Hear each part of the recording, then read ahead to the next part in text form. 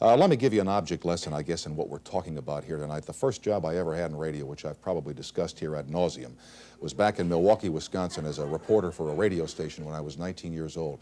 And the first morning I went in there at 5 o'clock in the morning, and there was a fellow named Jerry Granger, who was the assistant news director. He said, "We want you to put together a report on the crimes that happened in town last night." He said, "So take the wire service, and if you see any crimes, call the police department and check them out."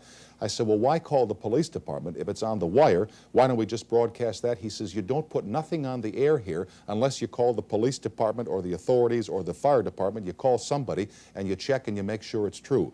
Some people in journalism have gotten into trouble, as I said at the top of the show, for fault of checking out information before it gets in the paper or gets on the television or on the radio. We have Mr. James Michener here tonight, the distinguished author who wrote a column, an article for U.S. News and World Report after Janet Cook had to turn back the Pulitzer Prize that she won for the story that appeared in the Washington Post about an 8-year-old heroin addict who never was. We have